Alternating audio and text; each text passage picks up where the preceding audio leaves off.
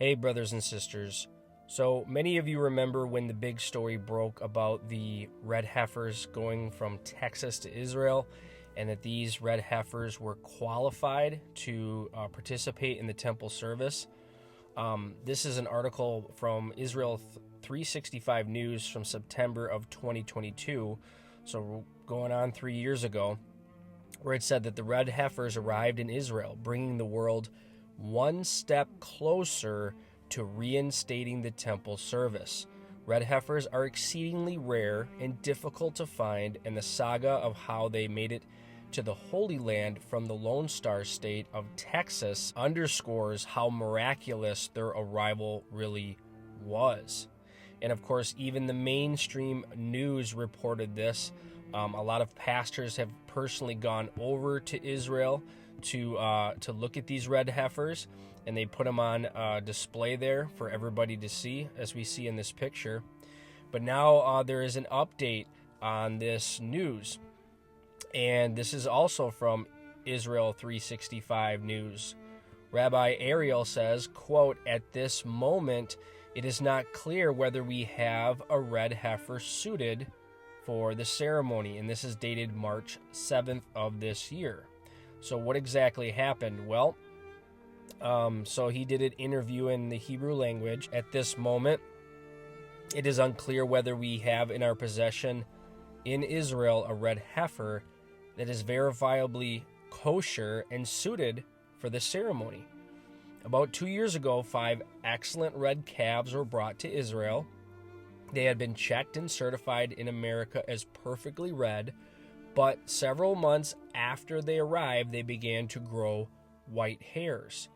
There is an ongoing discussion in the Temple Institute regarding their suitability, about whether the proximity of the hairs to each other disqualifies the cows or not. A red heifer is an entirely red female cow with no more than one non-red hair on its entire body. In the language of the Bible, red is not exclusively what we know today as red.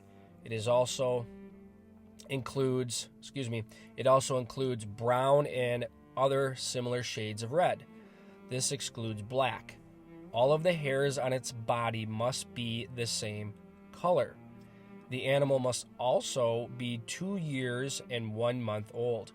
There can be no blemish, no holes in the ear, and it may never have carried a burden.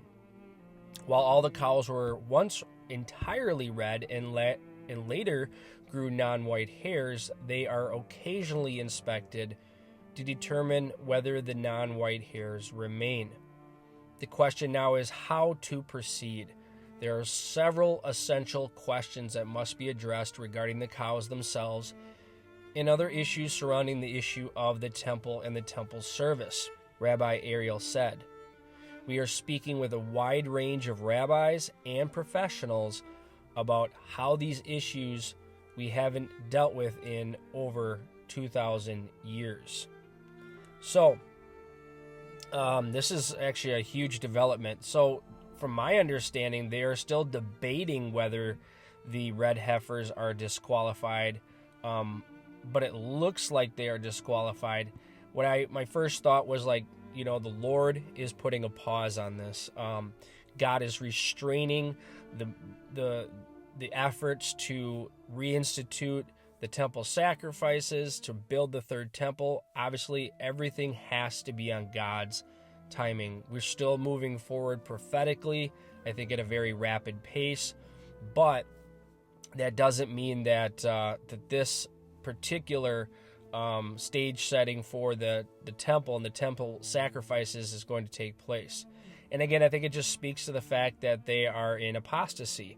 They have completely missed their Messiah, Jesus Christ, still holding to the law, still holding to these animal sacrifices, when Christ in the book of Hebrews is presented as the perfect sacrifice, without spot and without blemish.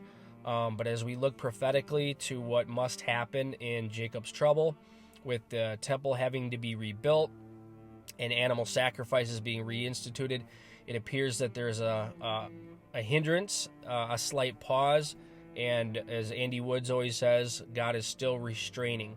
especially as we see Donald Trump in office here in America. So this was just an update I wanted to give you. I'll put the link in the description page. As always, God bless and Maranatha.